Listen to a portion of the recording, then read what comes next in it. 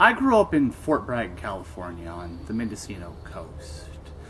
And it's beautiful here, but it's incredibly geographically isolated.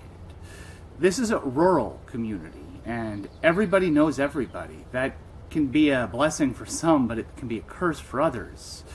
In an environment like this, where you see the same people every day, day in, day out, for years or decades, you can't lie about who you are. People are going to get to know you for the real you after long enough. Part of the reason for this is Fort Bragg's geographic isolation. It's beautiful here. It's one of the most picturesque places in the world. I had the privilege to grow up among redwoods that sprouted before Christ walked this earth, and to smell the salt spray from the ocean every night when I went to sleep because it was so close to my home. Of course, it's been 20 years. Things have changed. I walk down streets now and I don't recognize them as the ones that I grew up at. I had a secret bluff near the town where you could walk from the main drag and climb down a little hill and sit and listen to the ocean. It was my meditation spot. It was where I'd go to think about my day and talk to myself and maybe try and make some sense of the big concepts, the big questions, right and wrong. I suppose really I was having a conversation with myself pretty similar to the one that I'm having today with you guys. I used to be able to sit there all day long and I wouldn't be bothered by anybody because it was secret, it was private, it was out of the way just a little bit. And I went there this morning to reflect on being back where I'd grown up and how things change and yet remain the same. While I was there, somebody walked past after about 15 minutes as I was settling into my meditation, listening to the crash of the waves against the rocks, and said, "Good morning." It was polite. He was being friendly. I looked back, "Oh, good morning." And 15, 20 minutes later, as I'm settling into my meditation, it happened again. About a half hour after that, I gave up whenever I heard keys behind me and looked back to see a gentleman helping his dog find a place to relieve itself very close to where I was sitting. I was frustrated, angry even. This was my special spot that meant a lot to me, and I guess now I'm just going to have to move on because it's ruined. Ruined. I used to introduce people to that spot. I'd take them there and share that beauty with them because I wanted them to be able to experience it like I did. I loved that spot. And now I'm complaining there's too many people there, that I'm sharing it too much. Like there's not enough ocean and I have to keep it for myself. It's what we do. We love things and we want to share them at the same time we want to keep them ours. For myself, I do enjoy my privacy, so I'll be hiking just a little further away from people whenever I go for my meditation time.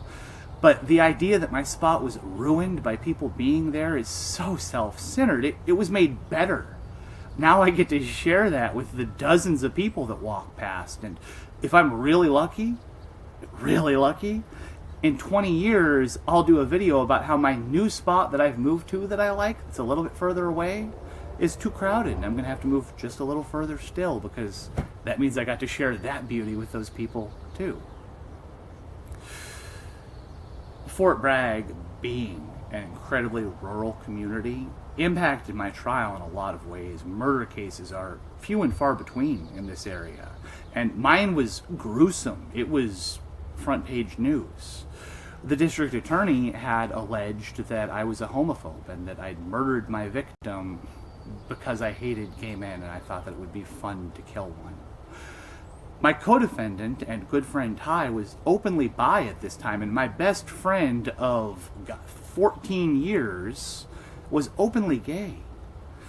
I wasn't a homophobe, and anybody who knew me, who'd spoken to me, knew that wasn't true.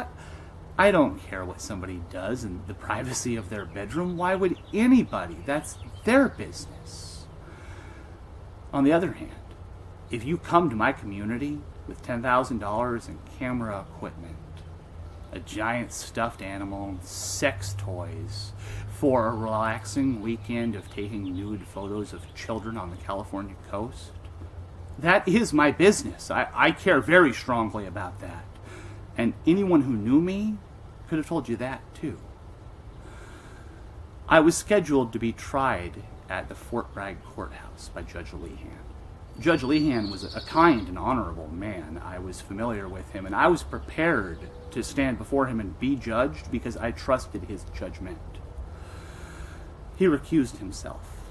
He felt that the relationship that he had with myself and my two co-defendants, because it was a small town, would render him incapable of being impartial. But this was a fair judgment, and it's exactly what I would have expected from him. It's the reason that I was willing to stand in front of him in the first place. My case was moved to the small town of Ukiah, the county seat, about an hour and a half from here. Whenever I'd been scheduled to appear before Judge Lehan, I'd had friends that were planning on showing up to show how important I was to the community, and that they knew me, that I couldn't have done this thing. They wanted to get a crowd so Judge Lehan could see that people cared. There was no judge that needed to recuse himself in Ukiah. Nobody knew me there, and no friends at the courthouse.